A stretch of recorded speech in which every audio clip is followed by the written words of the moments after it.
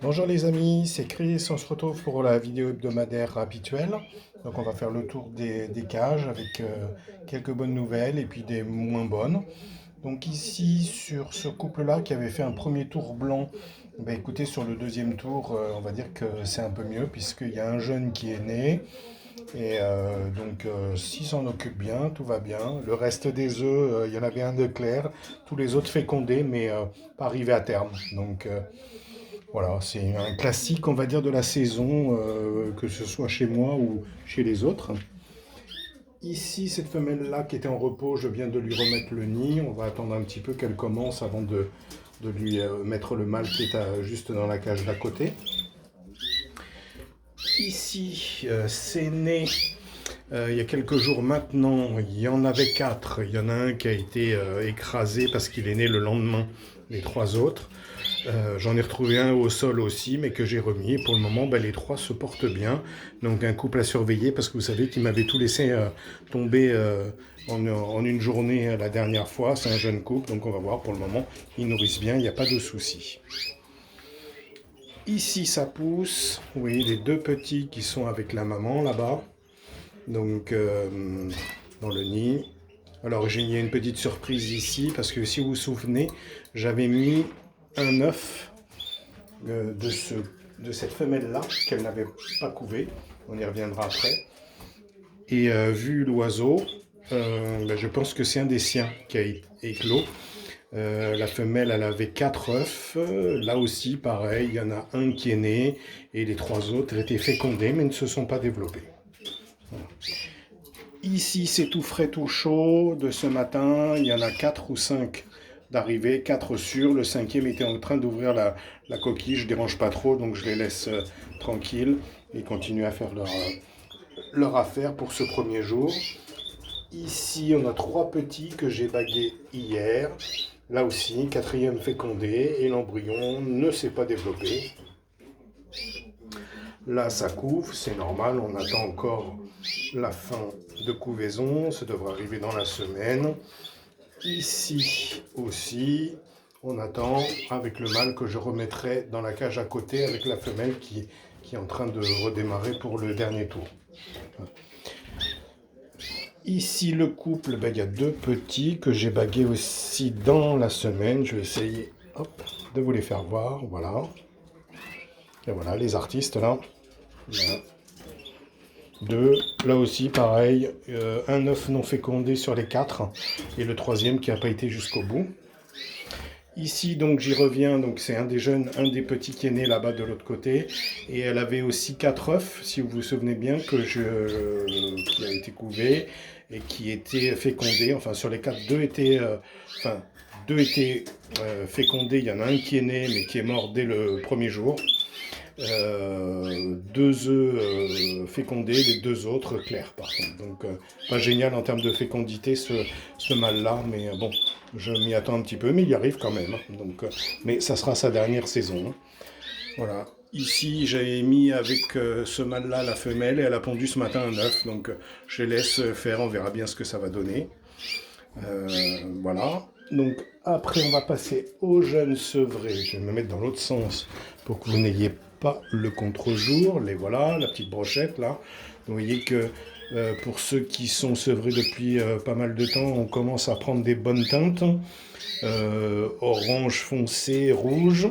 Donc les autres, ça vient juste de commencer depuis la semaine dernière. Le sevrage se passe bien. La coloration, je vais y revenir parce qu'on me l'a demandé. Je vais vous expliquer un petit peu ce que je fais pour la coloration. Et donc cette semaine, on a sevré aussi du satiné ici. Ils sont 6.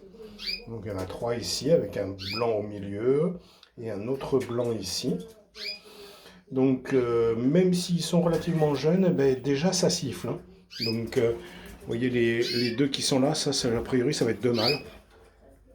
En gros les plus foncés, pour le moment, sont ceux qui ont l'air d'essayer de gazouiller, de gonfler un peu les gorges.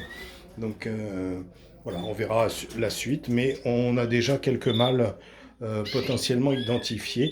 Même ici, sur ces plus jeunes-là, il y en a déjà un des plus jaunes, peut-être le premier ici, qui commence déjà à essayer de siffler.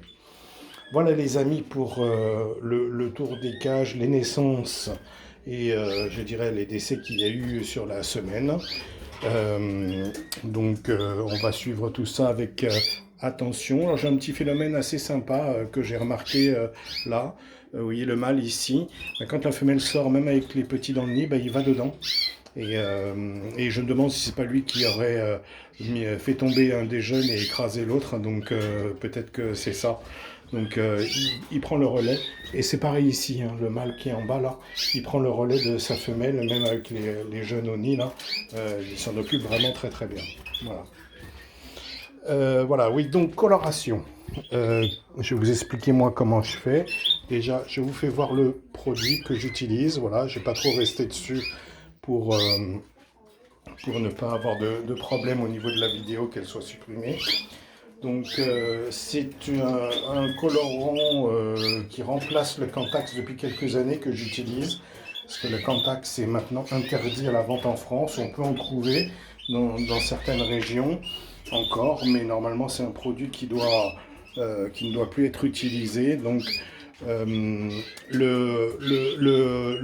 ce produit-là donc a moins de produits non naturels. C'est un colorant qui est un peu plus naturel, mais tout aussi efficace, je trouve. Moi, j'ai pas trouvé beaucoup de différence. Donc, en termes d'utilisation, vous avez plusieurs possibilités. Donc, moi, comme vous le savez, je commence à colorier les oiseaux quand ils sont au sevrage. Donc, on peut aussi commencer à donner le produit 15 jours avant les pontes et pendant les pontes et la couvaison, donc de façon à ce que les jeunes soient déjà bien rouges à la naissance. Moi je préfère faire pendant le sevrage, hein, ça me permet encore de donner des vitamines et des compléments dans l'eau de boisson pendant la période de reproduction.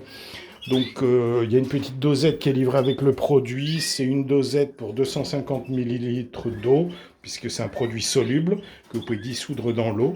L'avantage de le mettre dans l'eau, c'est que le résultat est plus rapide, plus efficace en termes de coloration que dans de la pâtée. On peut aussi le rajouter dans 250 g de pâtée. L'avantage que vous avez avec l'eau de boisson, c'est que vous êtes sûr que vos oiseaux boivent. Donc automatiquement, ils vont absorber du produit. Parce que si c'est en la pâtée, il peut en prendre moins. Alors pour ceux qui seraient en appartement, attention, colorant dans l'eau de boisson. Le canari est un oiseau qui projette beaucoup. Donc attention à vos murs si vous êtes dans un salon ou même ne serait-ce qu'une cuisine. Moi j'ai une pièce dédiée, c'est pas bien grave si c'est un peu aspergé dans tous les sens. Donc attention à ça. Donc voilà pour ce colorant que j'utilise. Et après je continue. Donc démarrage, je dirais pendant le sevrage et je continuerai jusqu'à la fin de la mue.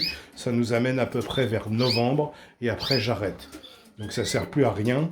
Les plumes sont changées, que ce soit pour eux ou pour les adultes. Et donc colorer toute l'année, à part pouvoir leur causer quelques désagréments au niveau digestif, je préfère arrêter. Moi je ne fais pas de concours, je n'ai pas besoin d'être sûr que mes oiseaux soient parfaitement rouges, avec toutes les plumes bien colorées toute l'année pour les concours. Donc c'est pour ça que j'ai pris cette alternative-là.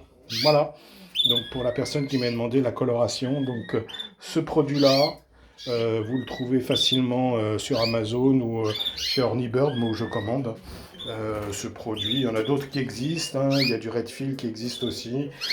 Cantax, si vous en trouvez, vous pouvez utiliser. Moi j'ai décidé d'arrêter. Voilà, donc pour la coloration, début du sevrage jusqu'à la fin de la mue. Pour les adultes, c'est pendant la mue aussi. Et après, j'arrête. Voilà. Petite séance de nourrissage là-bas en cours. Regardez, c'est le mâle, je crois, qui est en train de s'occuper des jeunes.